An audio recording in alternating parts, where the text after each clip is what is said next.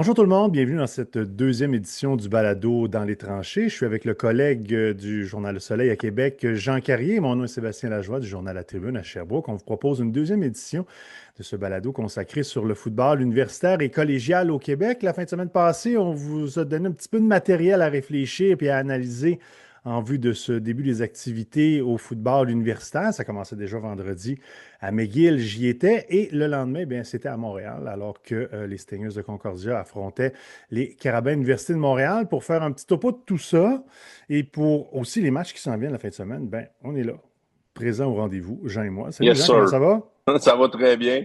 Le football a commencé. Comment ça peut mal aller? C'est aussi simple que ça. Ben, il y a des départs qui sont mieux que d'autres. Je pourrais t'en parler un petit peu plus tard.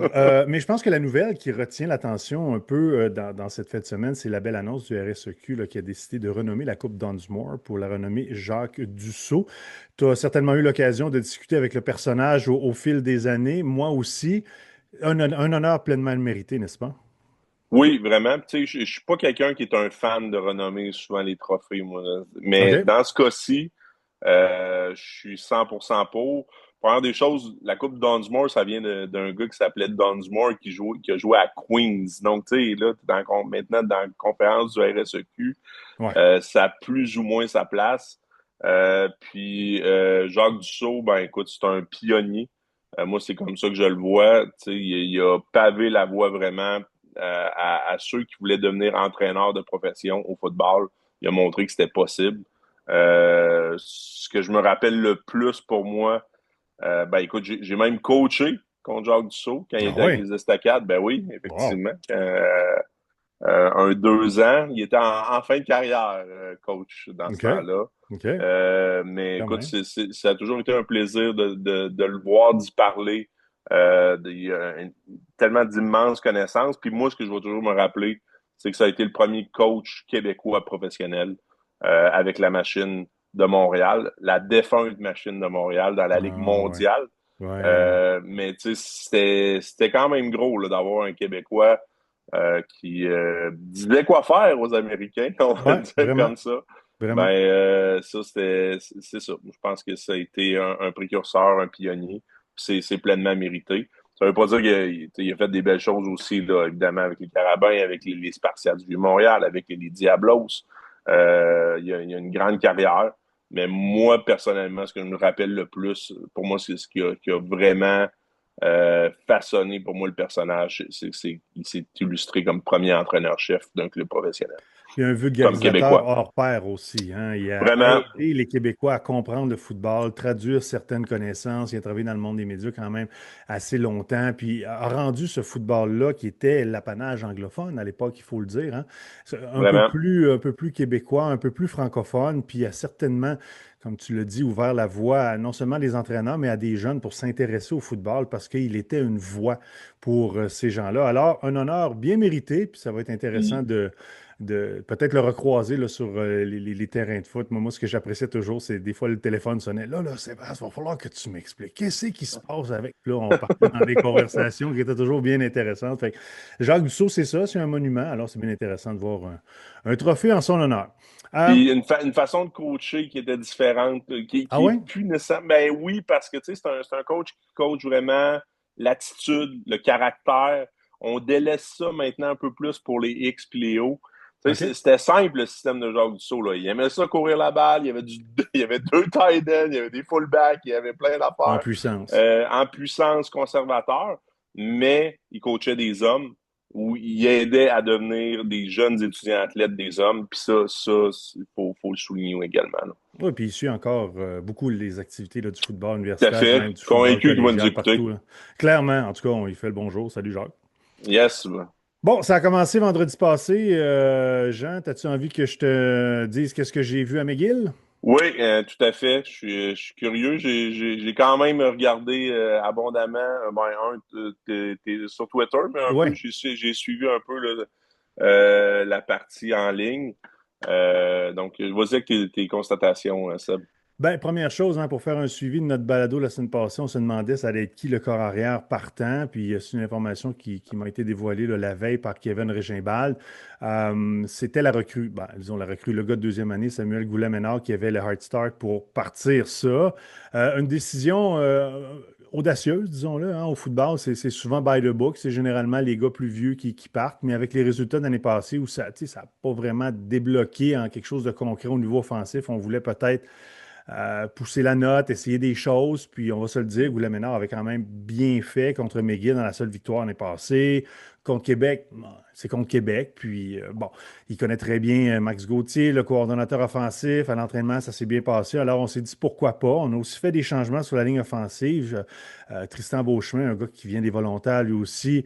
Right tackle partant à sa première année, son premier match. Mathieu Morin au centre qui remplace Anthony Hort. Ça, c'est la grosse absence là, au centre, cette blessure-là à la jambe droite. Je ne sais pas pour combien de temps il est absent, mais quand même, hein, ça met à rude épreuve là, la profondeur de la ligne offensive du Vert et Or. Puis, tu sais, tu avais Cédric Larouche, entre autres, l'année passée, il avait un poste de partant. Cette année, il était réserviste. On a fait plein de changements là, avec raison. L'année passée, on n'a pas fait les éliminatoires. Fait qu'à un moment donné, il faut changer les choses. Mais tout ça, hein, on l'a déjà dit, ça prend du temps, là. La recette, il faut qu'elle pogne, il faut qu'elle mijote. Il faut que les gars soient habitués à jouer ensemble. Puis ça a apparu vendredi que ce n'était pas tout à fait le cas. L'attaque, ça a été difficile. Mais de l'autre côté, on a vu une formation McGill qui était tu sais, franchement intéressante. Éloi est incroyable. Plus précis, je te dirais, plus patient, plus posé. Il y a un bras canon. Puis là, il l'utilisait, mais avec modération. C'était très précis. Simmons a été un contre Elisha Joseph pas mal tout le match. Puis ça a été un match-up difficile à contrer. Tout un Éloi joueur Darius Simmons, là. vraiment, ben, il est capable de se libérer souvent sur des tracés courts vers l'extérieur. Tu sors en ligne de touche. Après ça, la balle est là. Donc, on a bien progressé au niveau de l'attaque. On n'a pas vu de Jerry Momo beaucoup lors de la première demi, peut-être une seule course. C'est par la suite, là, quand l'écart s'est creusé, qu'on lui a donné le ballon. Fait que, tu sais, une victoire quand même, je te dirais pas convaincante, mais pas loin. McGill a fait tout ce qu'il avait à faire. Puis McGill n'a pas McGillisé, là. Ils n'ont pas fait d'erreur. Tu fais comme, ben voyons qu'est-ce que c'est ça. À part peut-être sur les unités spéciales, là, les bottées bloquées, les bottées de précision bloquées, là, ça, je pense pas que ça va leur plaire. Mais tu sais, en bout de ligne, McGill a parti la saison comme il devait le faire. Il y avait de la pression, une grosse off-season, beaucoup de recrutement. Les jeunes ont été impliqués pas mal. Il y en avait quand même 22 là, sur l'alignement partant.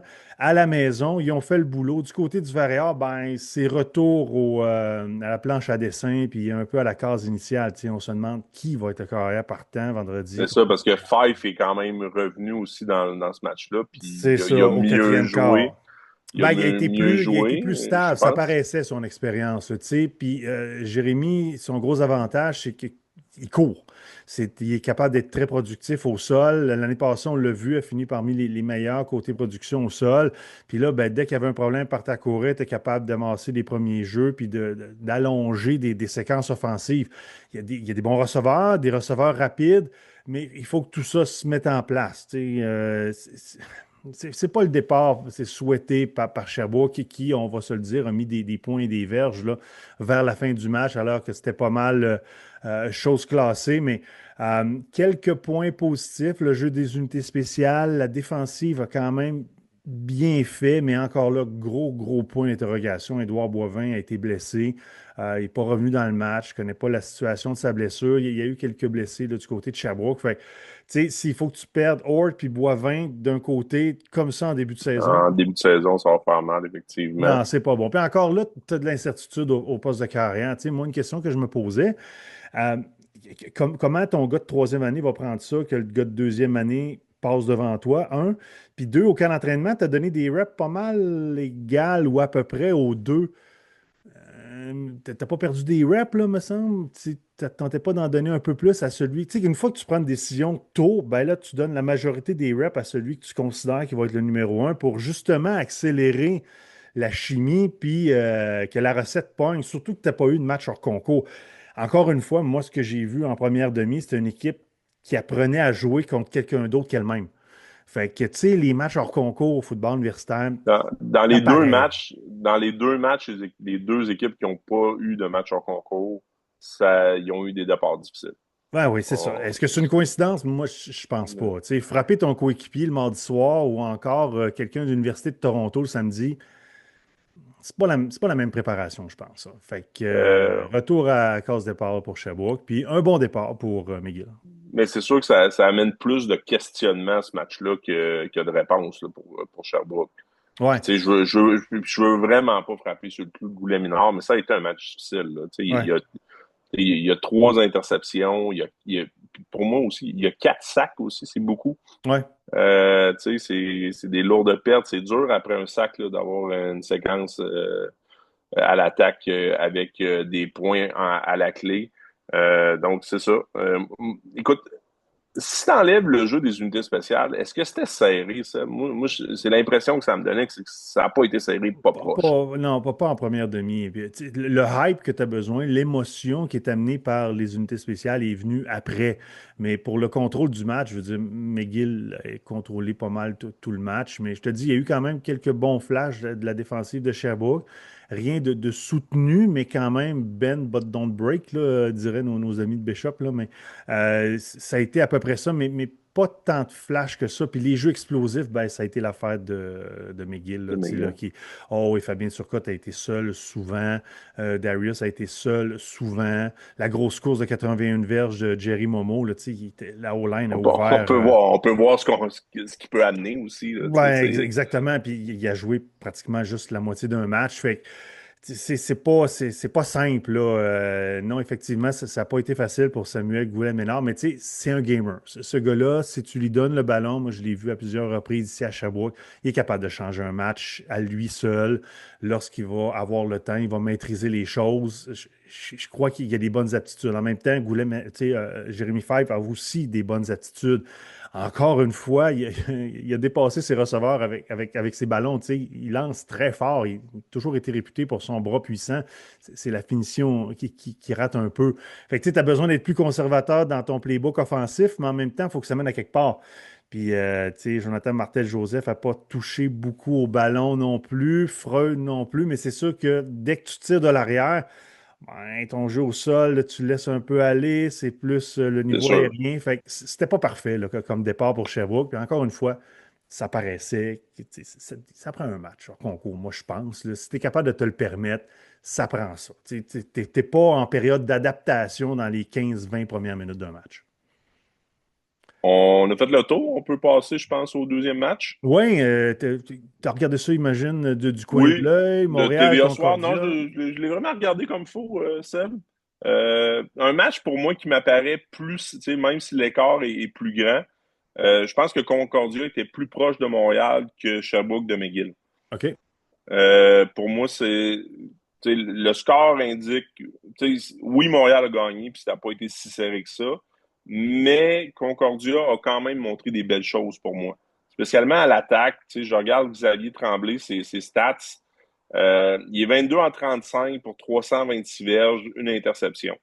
Il a trois sacs, mais contre une défensive de Montréal, c'est loin d'être mauvais comme statistique, là. Non, non, effectivement. Euh, Puis les verges totales, là, c'est pas trop loin non plus, le nombre de premiers essais. Exact. Moi, Bien des ce statistiques que j'ai égales. moins aimé, puis ça a été un peu le syndrome des Stingers l'an passé, c'est quand ils ont une shot ou quand il y a le jeu parfait de caler, ben, ils sont pas capables de faire le gros jeu. Puis, des fois, un jeu important, ça change souvent l'issue d'un match. Le Ouais. match était serré, je pense que c'est 7-2 en début de match. Puis, il y a un des joueurs, un des receveurs il y a un des receveurs de Concordia qui s'est vraiment démarqué. Écoute, c'était cover zero, un beau design de jeu offensif. Il y avait un post, qui était complètement open. Rate la balle un peu trop loin. Au lieu d'avoir un jeu de 80 verges puis un toucher, puis tu prends les devants ou tu mets ça vraiment serré, je ne me rappelle plus si c'était 14-2 ou 7-2, ben, tu bottes, tu donnes le ballon au carabin. Ça, c'est des jeux qui font mal. Puis l'an dernier, ça avait été un peu la même chose. Olivier Roy était pas en mesure de faire le gros jeu. Ben, j'espère cette année que les Stingers, écoute, c'est juste le premier match, je comprends. Mais ça fait mal à un coordinateur quand tu t'attends, t'es patient, t'attends le bon temps pour caler le bon jeu. Tu l'as, tout est là, Tout ce que mais tu veux est là. tes gars font pas le jeu. Ouais. Ça fait mal. Ça fait mal, puis ça arrive un peu trop aux Stingers dans votre dernier. Je l'ai vu aussi cette année. Puis beaucoup d'erreurs qui peuvent être reprises facilement du côté des Stingers. Tu sais, je regarde le deuxième touché, je pense, de, des Carabins. Tu sais, ça a été, ben, évidemment, il faut parler évidemment du jeu de Pepe Gonzalez, qui a été très, très bon. Il semblait très, très à l'aise. La seule chose que j'ai pas aimé là-dedans, c'est que je trouve pas que les Stingers ont été en mesure de mettre de la pression sur lui. T'sais, les Carabins ont très bien protégé dans ce match-là. C'est sûr, ça rend les choses faciles, mais il avait l'air d'un carrière universitaire, là, on se le dit. Là. Oh oui, pour vrai, là, oui. Il y en a plusieurs qui disent c'est terminé la course. Gonzalez est bien meilleur que évidemment l'autre carrière Ouais, Rakim, que ouais. Rakim. Mm. On va attendre de voir. Ouais, Tu ouais. voyais que Marco voulait pas se commettre encore. Mais c'est Ça, c'est sûr normal. ça porte à réfléchir. Mais des petites erreurs, là, c'est 2 et 11. Tu fais une feinte de jeu au sol sur un stretch, un outside zone, un jeu de course de zone à l'extérieur. Puis j'ai vu tous les secondaires mordre là-dessus. Mais tu sais, ça, c'est du football IQ. C'est 2 et 11. S'ils veulent courir, playside, t'es un peu plus agressif, mais backside au jeu, tu peux pas être agressif. Tu comprends? Tu sois patient. Là. Tout le monde a bêté. Pepe Gonzalez a fait le bootleg, a trouvé son joueur qui était fin Facile. seul dans la zone des buts. C'est des choses qui sont facilement corrigeables là, pour les Stingers. J'en ai vu quelques-unes des petites erreurs comme ça. Donc, c'est ça. C'est un peu, moi, je pense, Ben, le jeu au sol n'a pas t'as été pas là joué de non plus, hein. t'as pas joué de match hors concours, t'as pas, tu sais, il y a un paquet de choses là-dedans. Mais en gros, j'ai aimé Xavier Tremblay. J'ai aimé les receveurs des Stingers. Je les connaissais pas tous. De ce que j'ai vu de la vitesse, puis j'ai vu des gros gabarits. Puis ça, j'aime ça. OK? Tu sais, du 16 universitaire, on n'est pas tant habitué. Là. Ils ont une coupe de receveurs à 6-2, là, les Stingers. Là. 6-2, tu sais, un genre de 190, là, ça fait le boulot. Là. Fait que, c'est un club que j'ai vu du potentiel. Je pense qu'ils peuvent être dangereux offensivement.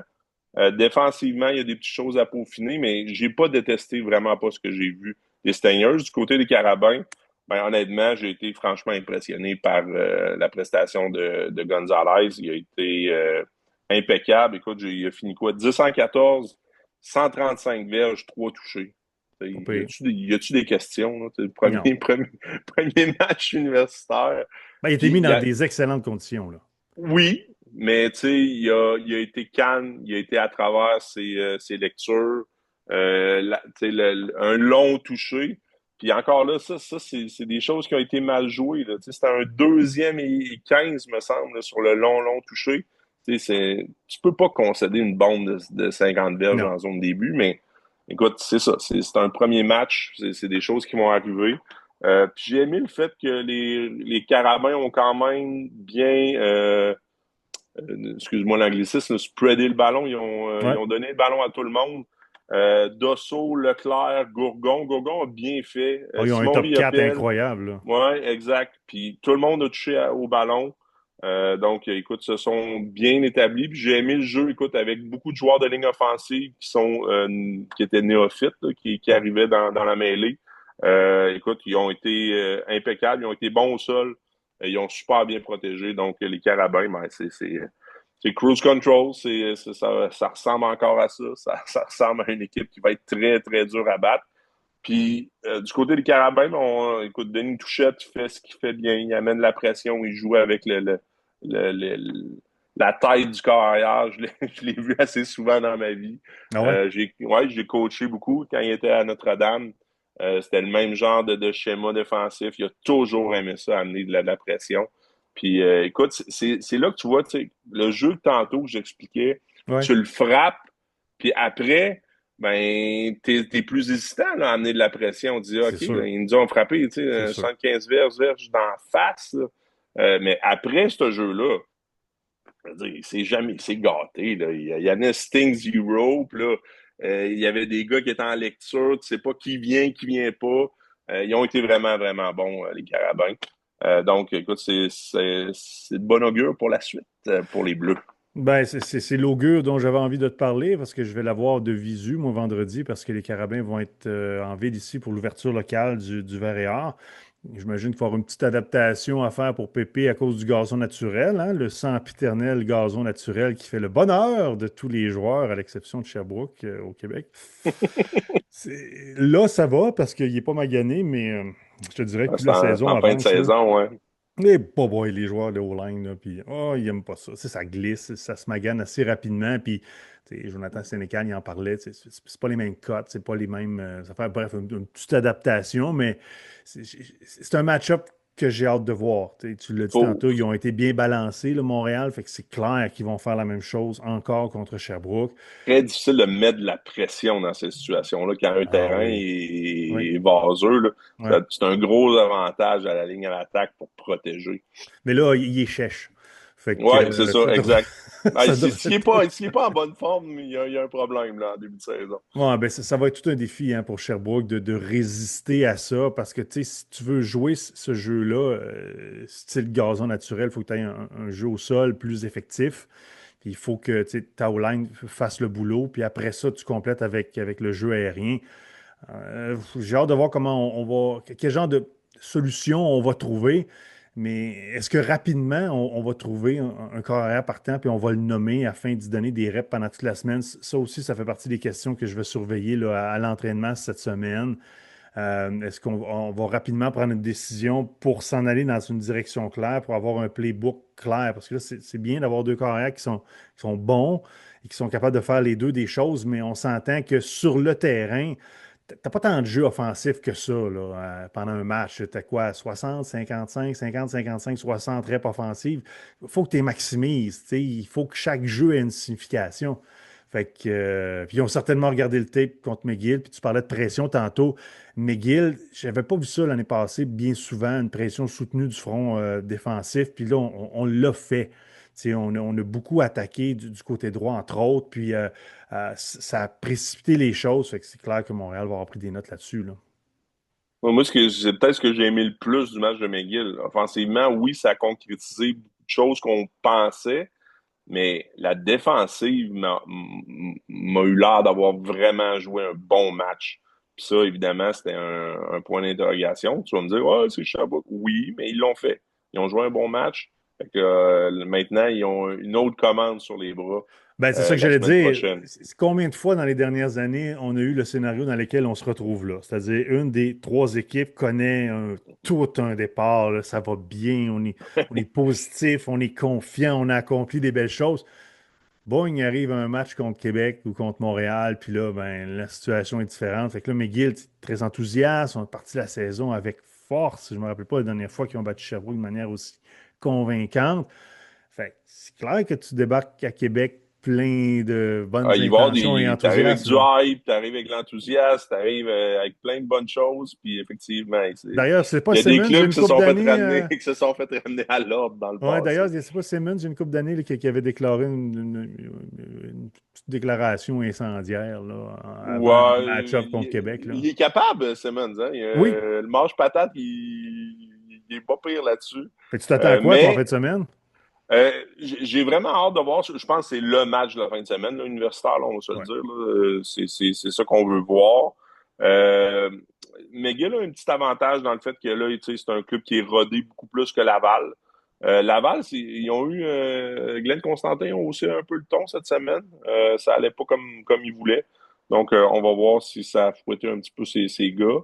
Je m'attends à ce que, évidemment, Laval parte peut-être un petit peu plus lentement en raison du fait que justement là, ils ont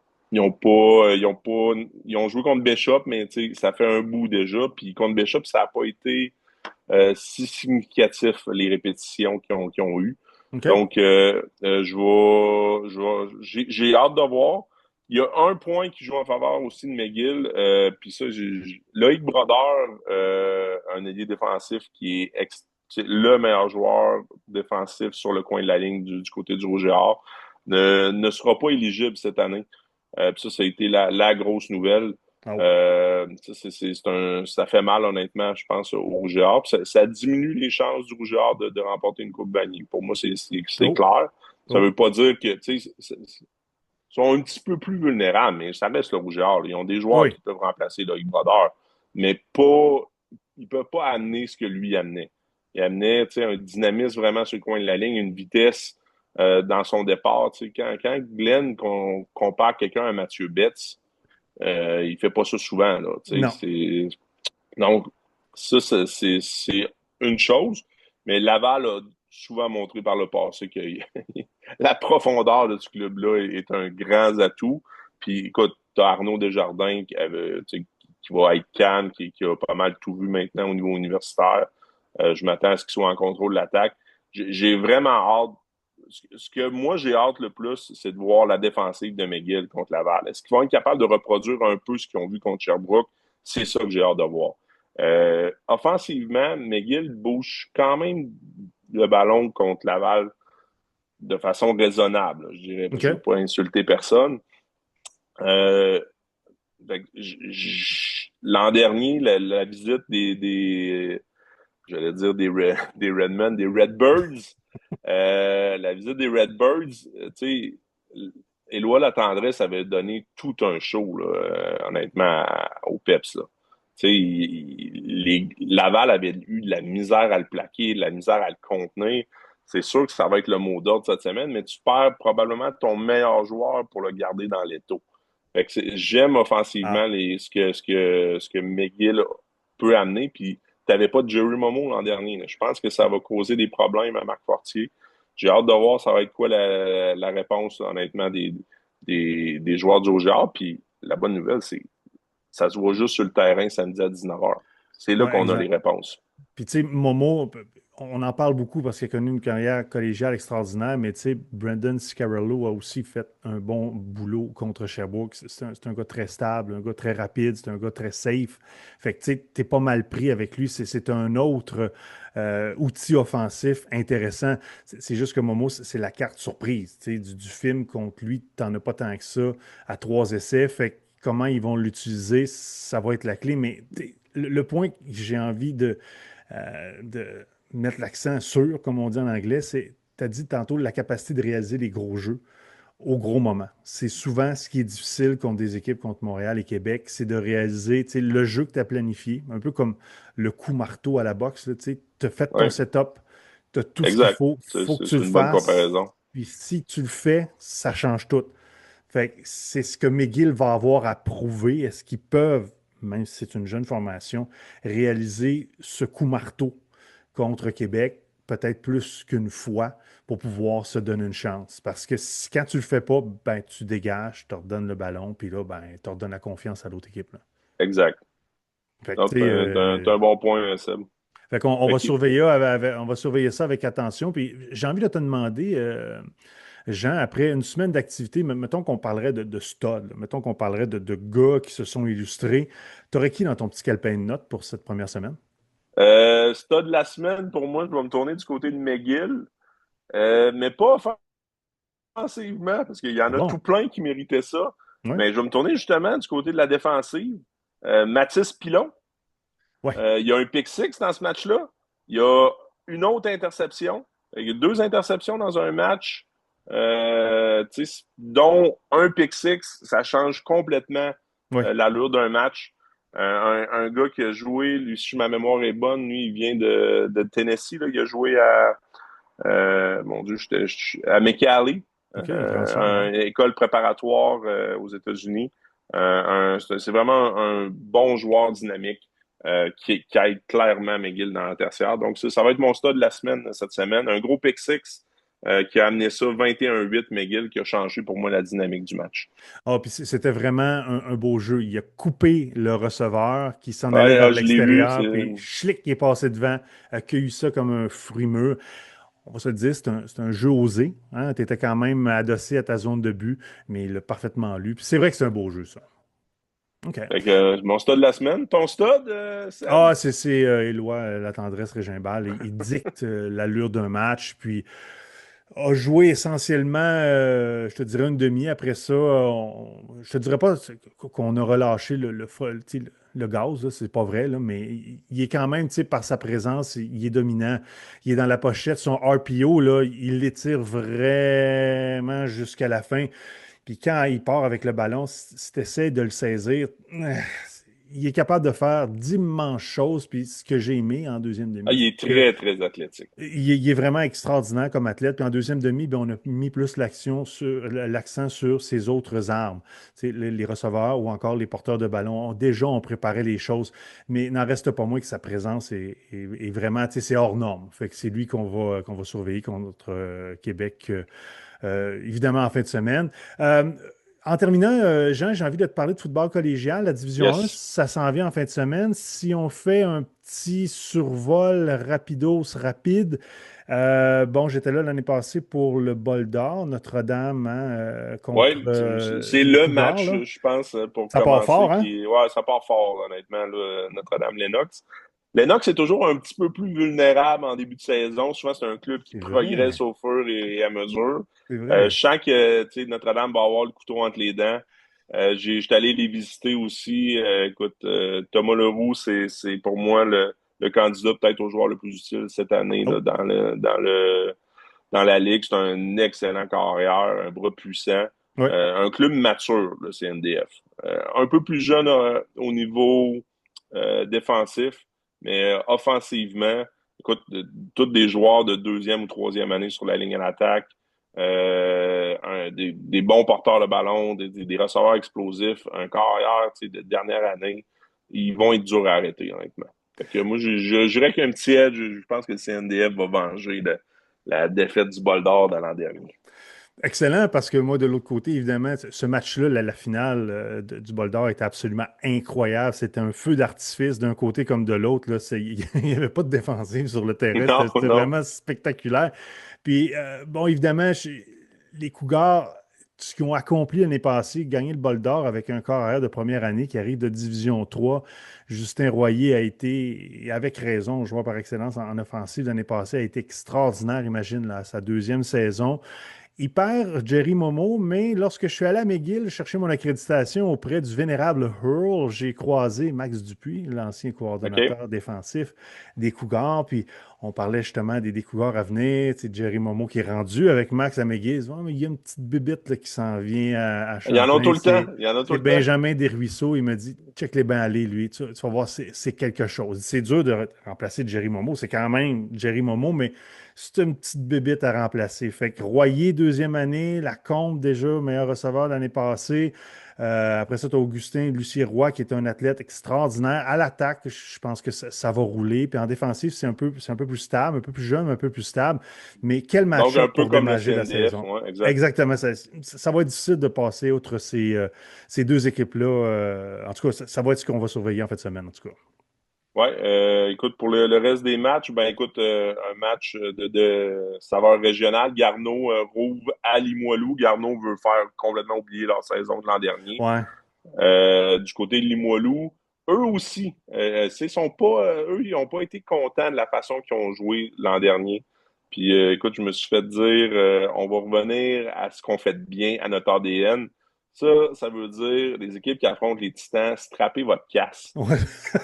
Ça va Du frapper. football en puissance. Oui, ça va frapper, je vous le dis. Si vous jouez contre Limoilou, cette année, j'ai vraiment l'impression que c'est ça le mot d'ordre. Je dis pas qu'ils sont invincibles, pas du tout, là. Mais tu sais, ça va être des matchs physiques, ça, c'est sûr et certain. Fait que on se doit de favoriser Limoilou, je pense, un programme, je pense qu'ils ont plus de profondeur. Mais j'ai hâte de voir ce que Garneau va offrir là, comme prestation. Eux, ils pensent qu'ils peuvent rebondir vraiment de l'an dernier. Charles Gamache va être le carrière du côté de Garneau. OK. Donc, on va voir la suite des choses. C'est Samuel Gagné du côté de Limoilou qui est carrière.